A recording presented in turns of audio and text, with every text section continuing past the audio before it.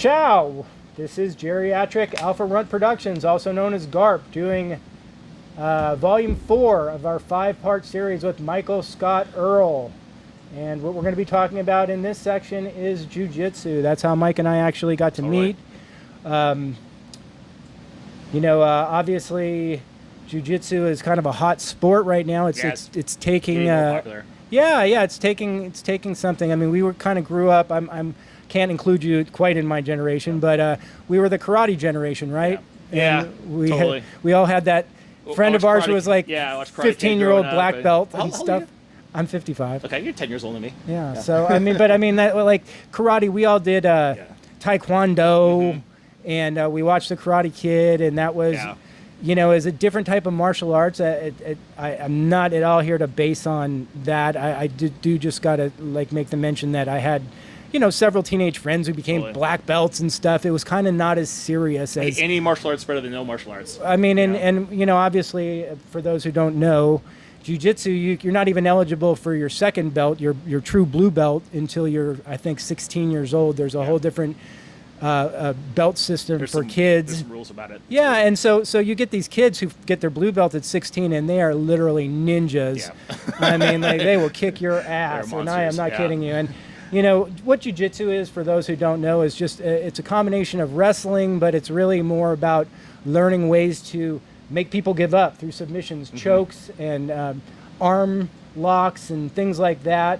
So it really is kind of advantageous to sometimes us older guys who can get educated, learn how to play the chess game, and then be proficient in doing it. And so Michael here just recently got promoted to purple belt, which I guess we would say means that you're more of like an advanced intermediate. Yeah, would you call it? Intermediate, Right. I wouldn't say intermediate. I'd say more advanced intermediate. I'd say blue belt would be almost like a beginning intermediate, possibly. Yeah.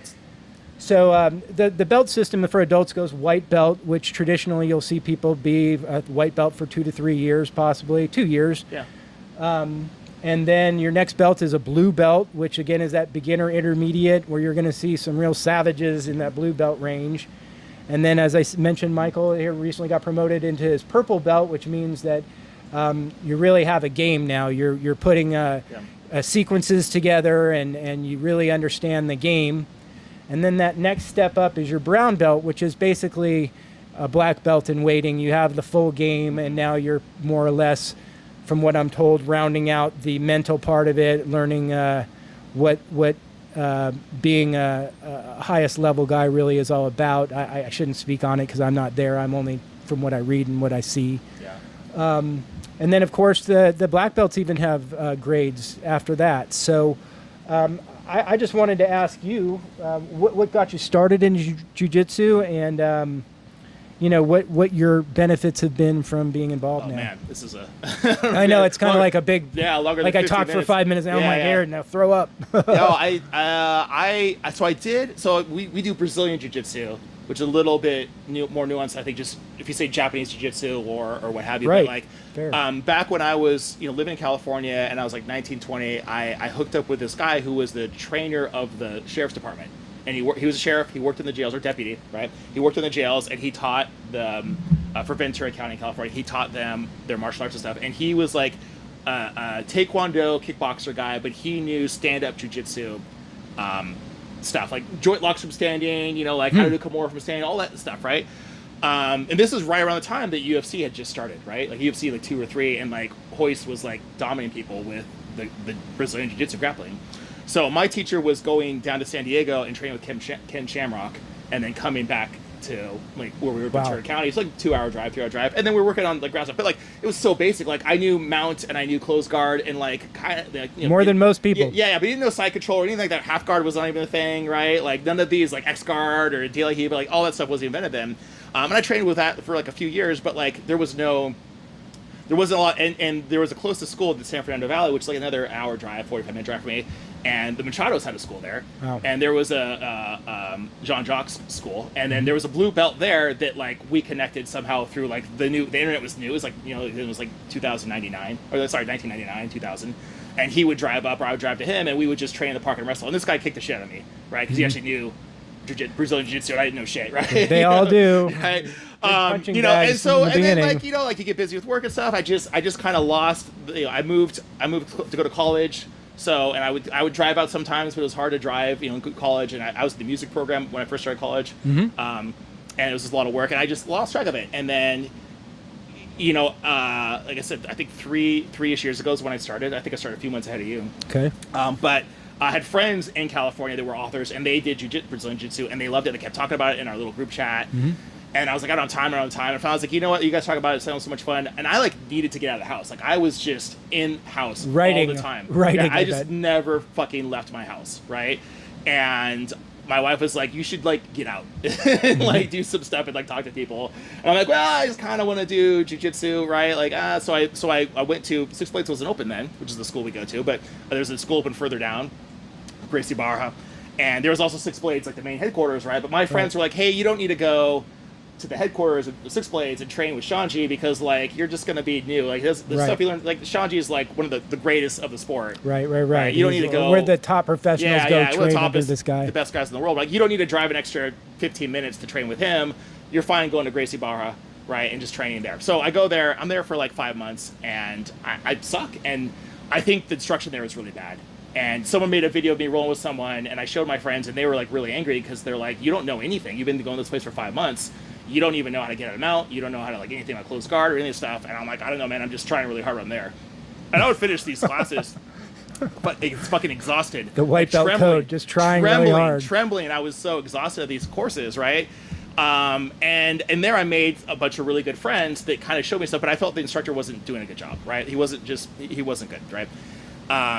And then I found out that all those guys were leaving and going to Six Blades near us because that location was opening, right? So like John and Yuri and Francis and Greg, yeah, like all these guys I really liked. The only dudes there that would like take, because the instructor at this Gracie Barra place, he'd be on his phone during class, right? He's like, hey, here's the move we're gonna do. We go to do it, and I'd look over and the dude's on his phone, not even paying attention to what anyone's doing, right? I think I said like 3 words to the guy ever in 5 months, right? So then we go to Six Blades, Lake Travis, where, you know, Victor Hugo's and Steve Harriet are there, right? And, like, it's a totally different experience. Like, I actually started learning jiu-jitsu, you know, getting good. You know, I almost Shout feel out like, to our professors, yeah, I almost Victor feel like Hugo I and didn't Steve Hargett, even for sure, started jiu-jitsu. setting that tone. Yeah, for the I feel like I whole didn't even place. start jiu-jitsu until there. Like, I didn't know, like, how to do a right hip escape. Like, I didn't know, like, all these things, basic things I just hadn't learned at Gracie Barra. So it really does matter what school you go to. And it matters, instructions matter, sure. you know. It's like anything, you know, if you're not, like, now that I've been around a little, I hear people on Facebook and everything else talk about their experiences, and sometimes there's toxic energy that they've dealt with in other places, and I just think, man, you got to find another place. I've been so fortunate to have found a place right away that's not only family-oriented, but has the professional competitive savages, and then guys like us who are just not only trying to stay in shape, but, you know, want to get better still. Totally, yeah. You know? So, yeah, there is like this weird kind of gray area where it's like, this isn't my life. I don't want to do this, but it's everything I think about. But but I also, and I don't want to go every day. Like but I also want to get better, right? So it's like this really weird, like, so I've kind of like addiction. I've released my brain from being like mad at myself for not doing good. You know, like I did that as a blue belt because they talk about the blue belt struggle, and I don't know if you hit this, but I was like, man, I really suck at this thing. Right. But I'm a blue belt, and like, when am I gonna get better at it? Right. Like I just don't. I don't know when I'm like, and a lot of people quit at blue belt because they're just like going through it. Right. That's the belt that that you see a big attrition. Yeah. And it eventually was just like, look, I'm just gonna show up to hang out with friends and get a workout, and like I want to get better at it, and hopefully I do, but like, you know. Like I'm just gonna show up and just do that, right? And then it got good. I often apply stuff to from my other program. Just like, I'm not gonna quit today. I'm just gonna go today. I'm just gonna go, like, because I wake up and I'm quitting this shit. I'm always hurt, and I mean, that stuff they tell you about you don't get hurt is bullshit. You might not get hurt bad, but you know, there's like constant fingers and toes and ribs, and like, you know, you accept that this is part of the code that you're doing is it's physical, and hopefully you have good training partners. Here's the thing though, like, man, when I was super into working out, I did kettlebell workouts and I did bodyweight stuff. I got hurt then. right? Right. You know, Fair enough. I get hurt sleeping. I phase of my life. I was a big cyclist. I was a mountain bike rider, and I did a bunch of road bike rides. I was doing like over 100 miles a week. I got hurt then. Right. There's Fair this, enough. like, you get hurt doing Playing active tennis, shit. playing playing golf. tennis, you get hurt, right? No, So I like, agree with you. like even like a period of my life when I was really into my career and I was riding so much, and I didn't do anything physical, I still got hurt, sitting wrong or standing up wrong. Like, you just get older, you get hurt. So like, I don't think there's like, you know, there's no escaping this stuff. I think the good thing about jiu-jitsu is it forces you to warm up first. It forces you to stretch. It forces you to get some activity. And you're really only going to get hurt during sparring, and you kind of control that energy. I'm so glad you said that, because that was like a point I really wanted Yeah. to discuss with you. And like also in the same token, like kind of wrap myself out. And when you tell on yourself in front of people, I've really tried to make a point of dialing it back as of late, as of my last competition, because I just am so tired of being hurt all the time. And I mean, I made a conscious point of talking to my partners before I roll. Let's go, you know, trying not to like go. Well, Go you and I 100%. both go 100%. Well, that's like you know what the crazy you and I are part like is? 100% dudes. Well, They're like, see, and we go that's against each other, we're like, ah! only somebody who does jiu-jitsu would know, because you say, let's go 75%, and then I got Michael Scott on me ready to put me literally to sleep. Yeah. And then, so I got to try my hardest just to stay awake. Yeah. And then before you know it, you're going 100%. And it's like, you know, that's jiu-jitsu for you. But I mean, I really have, as of late, made a conscious effort to try and be willing, because, you know, I got to accept too that you know, tap, you know, it hasn't been a hard problem to tap early, tap off, and I'm 55. I want to make sure I can wipe my butt tomorrow. But I admit that sometimes when there's a white belt, and I just don't want to let him win. And I don't know why. It's like, why? Let him win. It's just like, I just don't want him to get that gratification yet of winning. So, you know, there's some crazy psychology that we all kind of wrestle with in jiu-jitsu. Like, we act like we don't have an ego, but you know that it's a good sport. you don't want that young guy to beat you. You get the ego, you get humbled, you get all these emotions, Humbled, and all these horribly things. humbled. Yeah, and I think it's a really good, and it's a really good way for men to connect with other men. And there's not a lot of options out there for that. But like, you could roll with a dude who's just gonna kick the shit out of you, but he, like, once you get better, needs to be nice to you.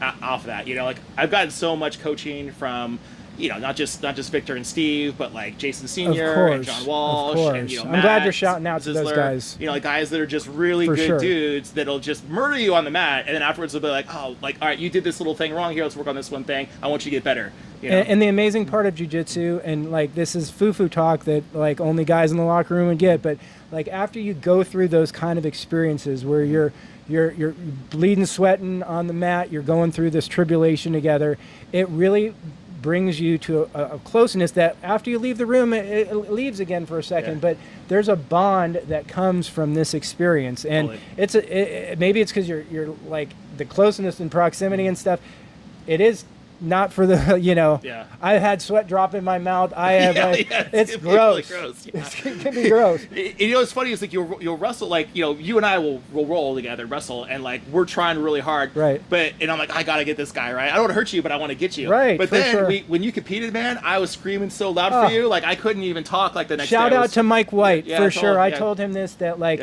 when he won Worlds recently at Master 7, it was like a win for all of us old guys at Six Blades. Yeah. I mean, like, not because I feel like I'm part of it and that I helped him to get it, but that it's a win for Six Blades. It's just like the same thing, and that's what I tried to tell Mike, is like how proud he should be, is that when Victor's out there competing and we're all watching and we're cheering, you got that, Mike. We were watching, and you won a world championship, brother. And we're so proud of him for that.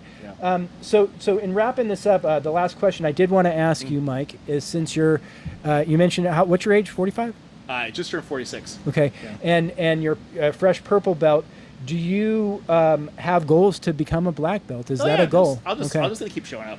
I think that the thing is that people don't understand, as always, is that they think, well, a black belt is someone who's a Steve Hargett black belt. No, it's a Michael Scott 55-year-old black belt against another 55-year-old black belt in your weight class. How does he do? It's not, and that's that countermeasure that we're all fighting against, is weight classes, age classes. And it's reality. That's why they're there. Yeah. You can't, at 55 and at 168, you're not going to compete with a guy who's 40 years old at 200 pounds. It's just not going to happen for you. So anyway, great talk. I love this one. We've got one final bonus if you've got time for it, because I wanted to talk with Mike about small business since we carry that in common as well. Awesome. All right, thank you.